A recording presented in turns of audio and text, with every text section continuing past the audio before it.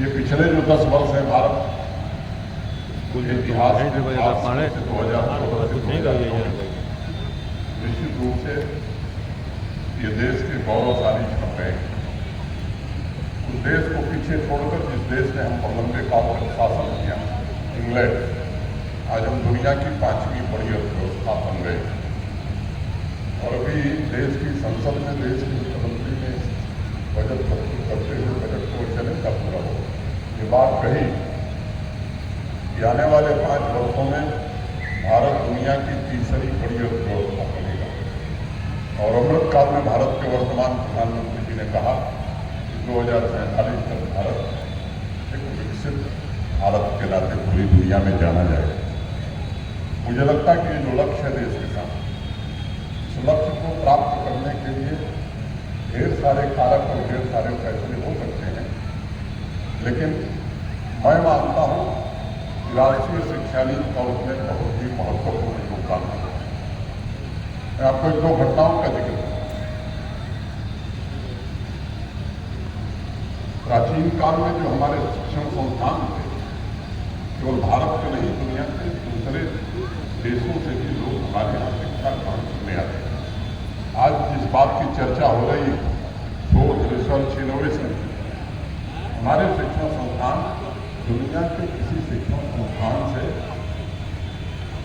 बहुत आगे हुआ।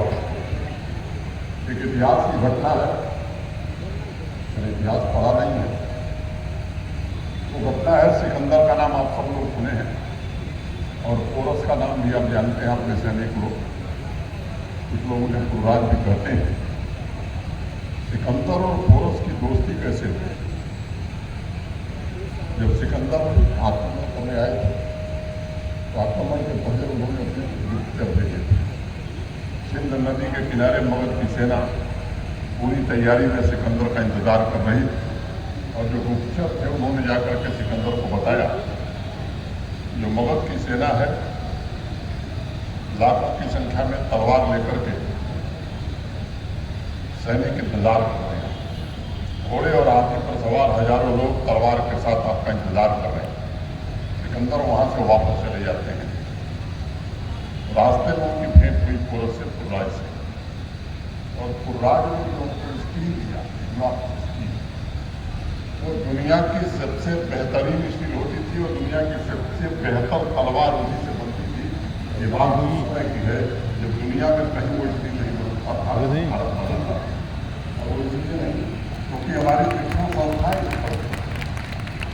दूसरी घटना का जिक्र मैं करूंगा, सर आइजैक न्यूटन का नाम आप सब सुने हैं, दुनिया के बड़े वैज्ञानिक।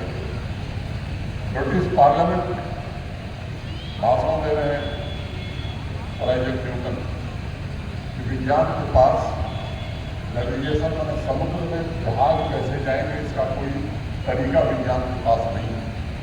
और जब सर आइजैक न्यूटन ये भाषण दे रहे थे उसके कई वर्ष पहले भारत के पानी के जहाज तो दूर अफ्रीका के आगे तक जाते थे। भागवती के आधार पर हमारे यहाँ के लोगों ने कुछ यंत्र बनाए और उस यंत्र की सहायता से हमारे नाविक यहाँ का अच्छा माल, अच्छा सामान का टेक्सटाइल हो, स्टील हो, ढेर सारी चीजें हमारे लेकर के जाते थे। एक और छोटी घटना का जिक्र करता हूं। आज दुनिया में मेडिकल साइंस के क्षेत्र जो सबसे विकसित देश माने जा रहे हैं या जो सबसे अच्छे शिक्षण संस्थान माने जा रहे हैं, कैटरेक्ट सर्जरी मैंने मोतिया में का ऑपरेशन करने वाला जो उपकरण था, भारत से बेहतर दुनिया का कोई देश नहीं बना। हमारी दिक्कत ये हुई कि ये हमारे यहाँ की किताबों में नहीं मिलता। दुनिया की जो सबसे बेहतरीन यूनिवर्सिटी मानी जाती है मेडिकल साइंस में, जॉन हॉपकिंस, वहाँ की लाइब्रेरी में अभी भी काम मौजूद है, लोगों ने पढ़ा और कई देख चुके हैं। उस जमाने में हमारे यहाँ ये सब बना करके परिस्थितियाँ बदली, लंबे गुलामी के लंबे कालखंड के कारण हमारे शिक्षण संस्थान नष्ट हुए, जलाए गए, क्या क्या हुआ पर उसमें नहीं जाना। तब से देश इंतजार कर रहा था कि ये अवसर आए, फिर से देश खड़ा हो, देश का आत्मसम्मान, देश का स्वाभिमान खड़ा हो। मैं समझता हूँ कि वो वक्त अब आ गया। और ये वक्त एक ऐसा वक्त है कि अगर देश की जनता चूक गई तो मुझे लगता है कि फिर कठिनाई होगी। पिछले 3.5 वर्षों में जिन स्कूलों ने राष्ट्रीय शिक्षा नीति की अनुशंसा को योजनाबद्ध तरीके से लागू किया है, विश्वविद्यालय का जिक्र किया, मैं विश्वविद्यालय का जिक्र नहीं कर रहा हूँ, वहाँ न सिर्फ एकेडमिक परफॉर्मेंस में सुधार आया है, बल्कि विद्यालय के स्तर पर वोकेशनल ट्रेनिंग तथा वर्तमान विश्व के लिए आवश्यक जो स्किल्स हैं उनको लेकर के भी नई जागरूकता आई।